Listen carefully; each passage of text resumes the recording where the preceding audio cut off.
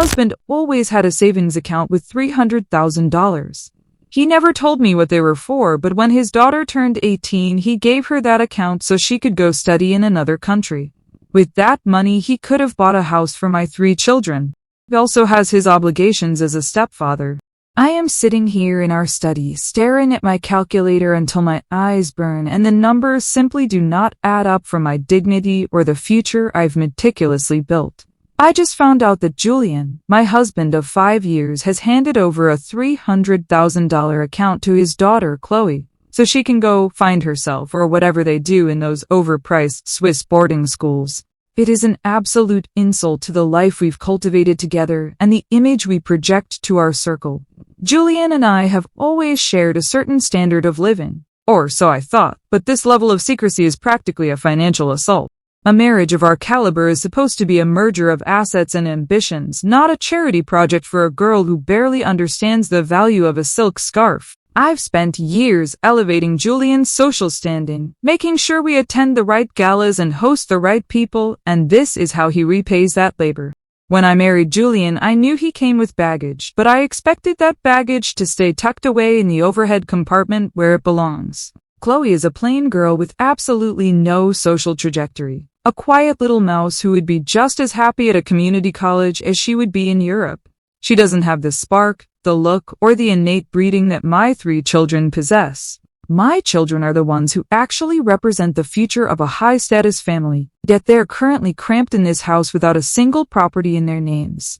It's a gross mismanagement of resources to invest that kind of capital in a girl who will likely return with nothing but a mediocre degree and a few photos of the Alps. Julian claims this money was part of his private savings, from long before we even met, but that is a semantic technicality. In a real family, a husband's primary duty is to upgrade the lineage he currently lives with and supports. We live in a world where image is currency, and my children are the gold standard of that currency. To see $300,000 money that could have easily secured a sprawling villa for my kids fly out the window for education is sickening. If they had their own estate, they wouldn't have to worry about the fluctuations of the market or mixing with the common renters of this city. It's about securing a legacy, something Julian seems to have forgotten in his misguided fit of paternal nostalgia.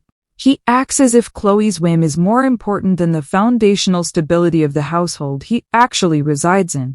I've given him a complete, curated family life, and he's treating it like a side project. The betrayal of our class potential is what stings the most, because we could have been truly untouchable with that kind of liquidity. My children have been raised to expect excellence, to walk into a room and own it, while Chloe just wants to blend into the wallpaper. Why waste a Swiss education on someone who doesn't even have the social grace to leverage it? It's like putting a racing engine into a minivan. It's a waste of engineering and a waste of money. I tried to explain this to Julian, but he just gave me that blank, stubborn look he gets when he's being particularly dense. He doesn't realize that by depriving my children of a real estate foothold, he is essentially sabotaging the prestige of the entire family. Every dollar spent on Chloe's studies is a dollar stolen from the architectural heritage my children deserve. I remember when we first started dating, I made it clear that I wasn't just looking for a husband, but a partner in building an empire. He seemed to agree then, nodding along as I described the lifestyle my children were destined for. I've spent 5 years refining him, teaching him which tailors to use and which vintages to order, only for him to hide a fortune from me. It feels like I've been building a skyscraper on a foundation. He was secretly chipping away at the whole time. To think that while I was planning our summer in the Hamptons, he was counting coins for a girl who doesn't even appreciate the difference between a private jet and business class. It's a level of duplicity that I find frankly exhausting and beneath a man of his supposed stature. My children are currently sharing wings of the house that are far too small for their growing needs and their social standing. They need space to entertain, space to grow, and a deed that proves they belong to the upper echelon of this society. Julian thinks a roof over their heads is enough, but that is the logic of a man who doesn't understand the nuances of the elite. A roof is for the masses, and a state is for those of us who actually matter. He's essentially telling my children that they are secondary to a girl who isn't even part of our daily social fabric. It's a slap in the face to everything I've worked for since the day we set our vows. I shouldn't have to beg for the basic requirements of a high-status upbringing. There is a certain irony in him calling these private savings, as if a husband can truly have a private life away from his wife. We are one entity, or we were until he decided to play favorites with a daughter who barely calls him unless she needs something. My children are here every day, being the face of this family, providing him with the domestic perfection he enjoys. They are the ones who smile in the Christmas cards that go out to the board members and the country club elite. Chloe is just a ghost from his past that has suddenly materialized to haunt our bank account. It's fundamentally unfair that the people doing the work of being a family are the ones being financially sidelined. I've been looking at properties online all morning, seeing beautiful villas that are now out of reach because of his generosity. I found a perfect place with a limestone facade and a garden that would have been ideal for my daughter's debutante photos. Now, instead of signing a mortgage, I'm watching Julian sign a wire transfer to a foreign bank. It's a theft of opportunity, a deliberate choice to favor the mediocre over the exceptional. He doesn't see the long-term damage he's doing to our brand as a power couple. People talk in this city, and they will notice if my children are still living under their stepfather's roof instead of their own. I've decided that I can't just sit here and let this happen without a fight because my children's future is my priority. Julian needs to understand that being a stepfather isn't just a title, it's a financial obligation to maintain a certain standard. He took on this role when he married me, and that includes ensuring my children don't have to struggle like commoners. If he has $300,000 to throw away on a whim, he certainly has the means to provide my children with the real estate they require. I am the one who keeps this family's reputation intact, and I will not let a girl like Chloe ruin that. This isn't just about money, it's about the principle of who deserves to lead a life of luxury and who doesn't. The more I think about it, the more I realize that Julian is being incredibly selfish and short-sighted. He's prioritizing a temporary education over a permanent asset that would appreciate in value and solidify our status. Chloe will go to Switzerland, spend the money on fondue and skiing, and come back with nothing but a piece of paper. Meanwhile, my children could have had a tangible piece of the world to call their own. It's a complete failure of his duty as the head of the household and as a man of means. I won't stand by while my children are treated like second-class citizens in their own home. He has triggered a conflict that he is clearly not prepared for because I will protect my lineage at all costs. Main story comments. Anonymous user 1 says you realize that wasn't your money, right? He saved it before he even knew you existed, and it's for his actual daughter. Your kids have a father of their own who should be buying them villas if they're so high status. Alps reply marriage is a total merger of lives and assets, not a segmented business arrangement where he gets to keep secrets. My children provide him with the prestige of a full, vibrant family, which is worth far more than some old savings account. He owes them for the image they help him maintain every single day. Anonymous user 2 says, imagine calling an 18-year-old girl plain and a mistake just because she's getting an education. You sound like you're jealous of a teenager getting a future while you're just looking for a handout for your pampered kids. Ops reply, I'm not jealous, I'm practical. Chloe is objectively average and a degree in Switzerland is completely wasted on someone without the social grace to use it. It's a bad investment, whereas a house for my children would be a strategic move for the entire family's stand-in. Some people are born to lead, and some are born to be background noise. I'm just identifying which is which. Update 1. It's been 2 days since my last update, and the atmosphere in this house has become positively stifling because Julian refuses to see reason. I finally confronted him during dinner at the club, right in the middle of our favorite dining room where everyone could see our perfect exterior. I told him quite plainly that as a stepfather he has a moral and social obligation to provide my children with a baseline of excellence. This baseline starts with real estate, not with some frivolous academic excursion for a girl who doesn't even appreciate the prestige of our membership. He had the absolute audacity to tell me that Chloe's future was non-negotiable and that my children already have a roof over their heads. It's like talking to a wall that doesn't understand that a roof isn't the same thing as an estate or a legacy. The way he dismissed me in front of our acquaintances was the height of disrespect, and I won't forget the way he sipped his scotch while I was advocating for my children's lives. He acts like I'm being greedy, when in reality, I am the only one looking out for the long-term viability of this family unit. I've decided to take matters into my own hands and have already scheduled a consultation with a high-end lawyer to see if I can freeze that transfer. If Julian has deposited even $1 of our marital income into that account over the last 5 years, then that money belongs to the household. By household, I mean my children, who are the actual heartbeat of this home, unlike his distant daughter. My lawyer is the best in the city, and he understands that the law is often a matter of who can argue the most convincingly about what is fair. Julian doesn't seem to realize that I have friends in very high places who find his behavior just as appalling as I do. I've already mentioned the situation to several prominent wives at the club, and the consensus is that he is being incredibly negligent.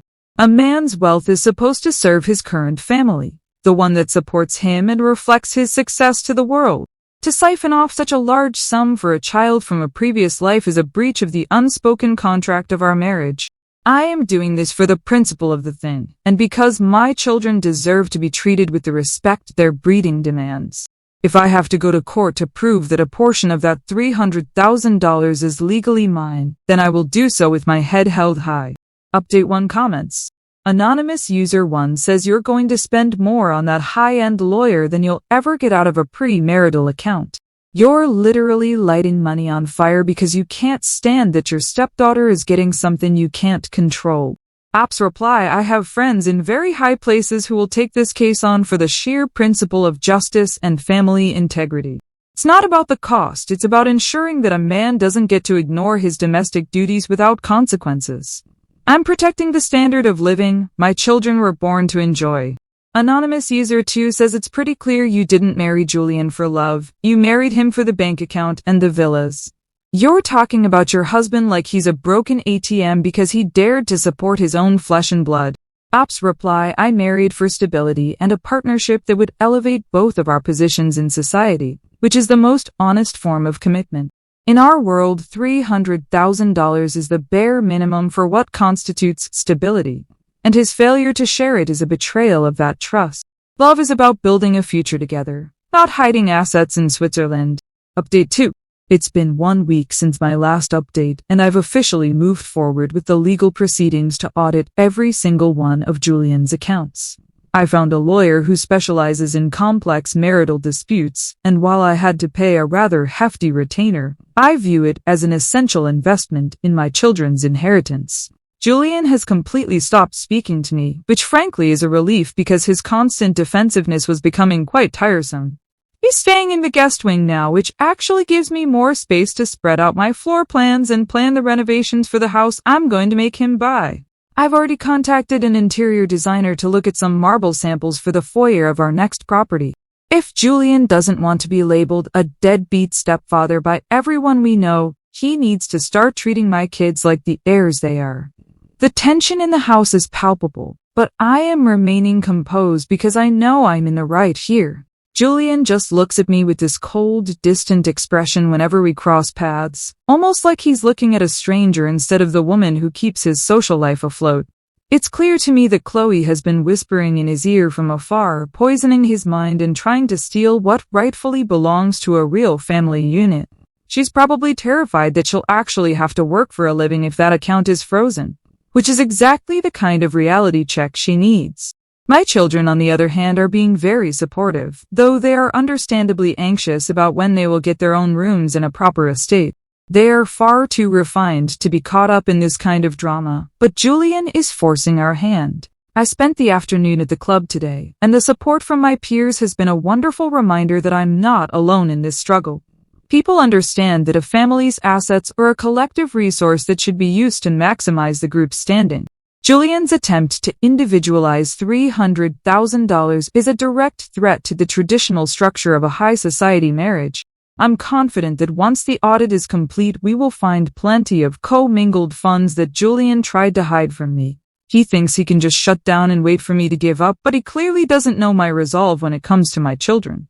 I am the architect of this family's future, and I won't let a temporary chill in our marriage stop me from securing what is ours. Update 2 comments. Anonymous user 1 says, why on earth would your kids be his heirs? They aren't his biological children, and he doesn't owe them a multi-million-dollar estate just because you say so. You're delusional if you think a judge is going to give his private cash to your kids. Alps reply, my children elevate Julian's social standing just by existing in his photos and being part of his household. In our circle, the heir status is as much about who carries the family name and image as it is about biology.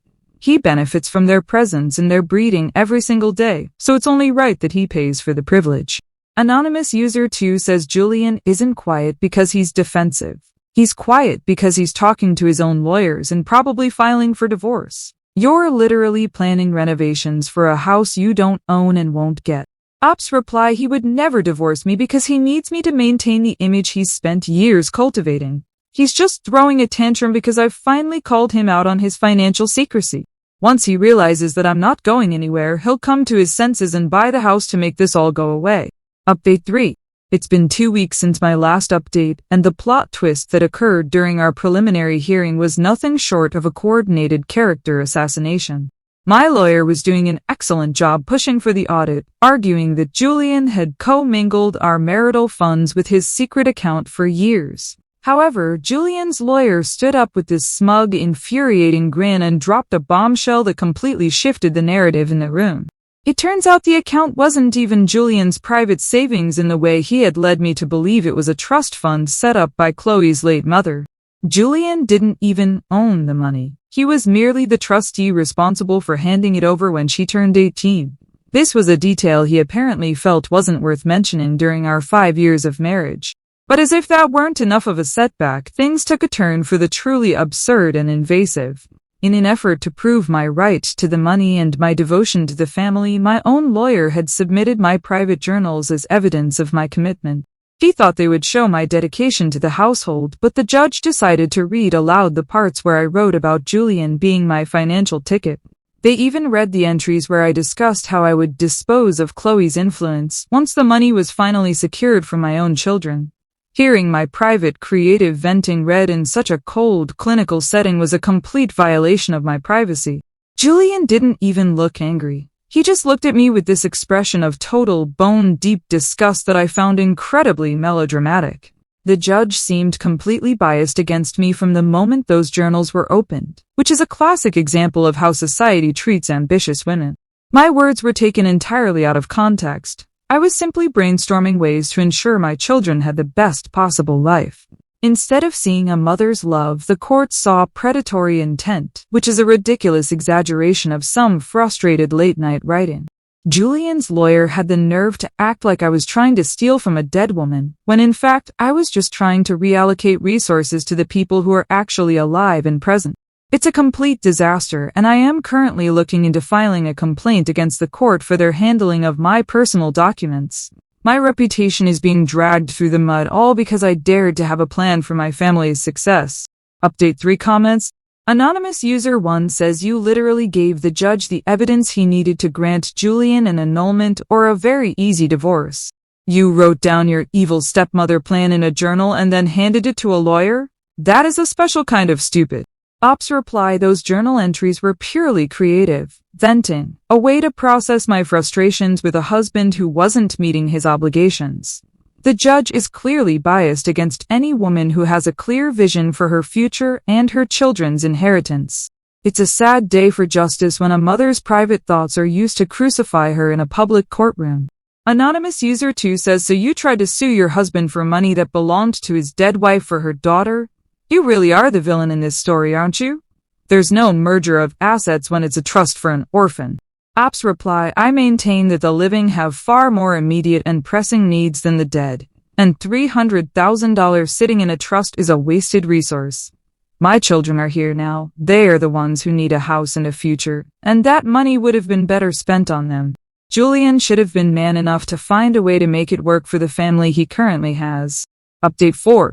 It's been 1 month since my last update, and the world I worked so hard to build has been dismantled with a cruelty that I never thought Julian was capable of.